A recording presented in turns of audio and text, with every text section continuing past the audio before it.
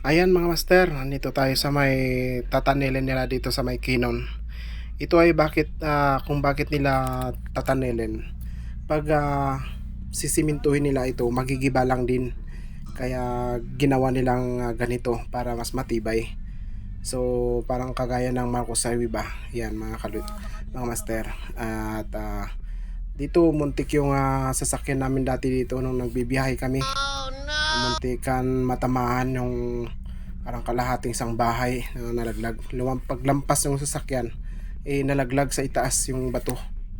Oh, dito banda oh. Yan, laglag diyan. At tumilapon sa naggumuho pa nga yung binagsakan niya doon sa gilid ng kalsada. Kaya yan. At yun, malapit na tayo mga master sa toll gate dito sa may Canon Road. Pero ito ay hindi na po nag-ooperate. Kaya yan, hindi ko lang alam kung kailan po mag-operate ito mga master. So yan po, samahan niyo po kami. Shoutout po sa mga bago naming subscriber dyan. Shoutout kay kay Kagarden. Yan, shoutout sa iyo dyan master, sa iyong pong pagtatrabaho.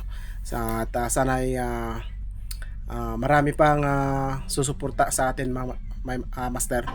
Paano masabi? At tuloy lang laban master, para sa ganun para sa pamilya ba. At parehas pala tayo ng layunin kung bakit mag-vlog para makatulong sa iba. Para sa pamilya din master. So yan, sige, samahan nyo ako master sa yung pong pagbibiyahe, pagbaba namin sa dito sa may Canon Road.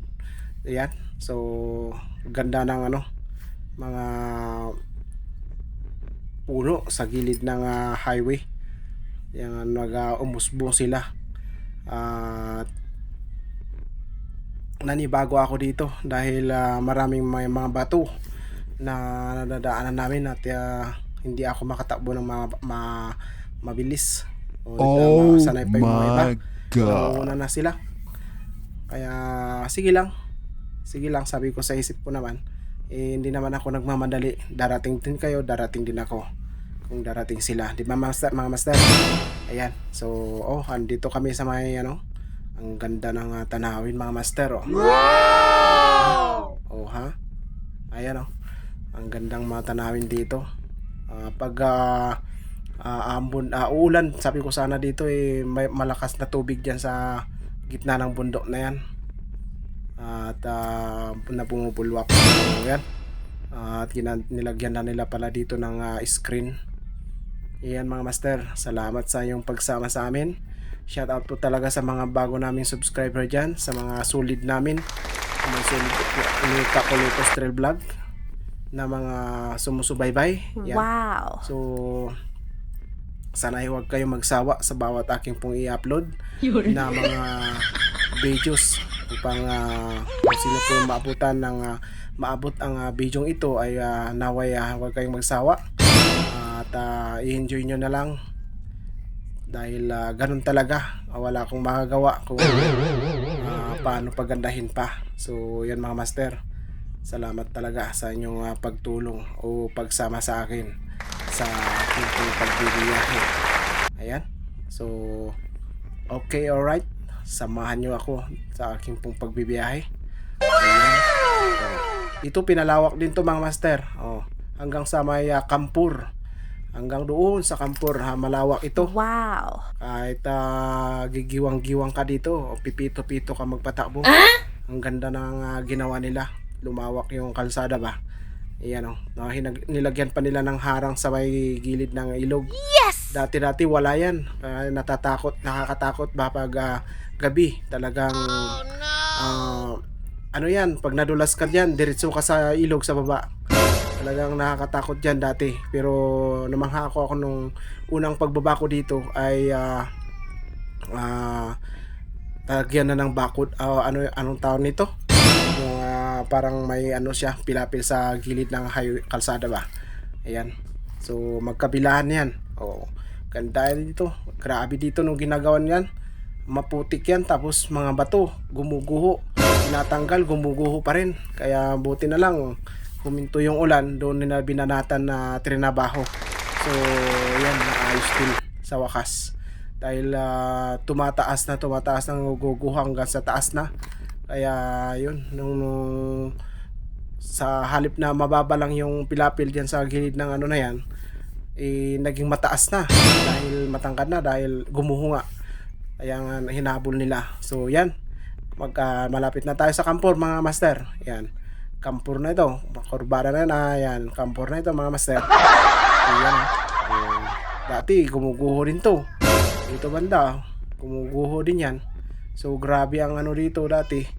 Ayun inaano nila yung mga bato, natanggal nila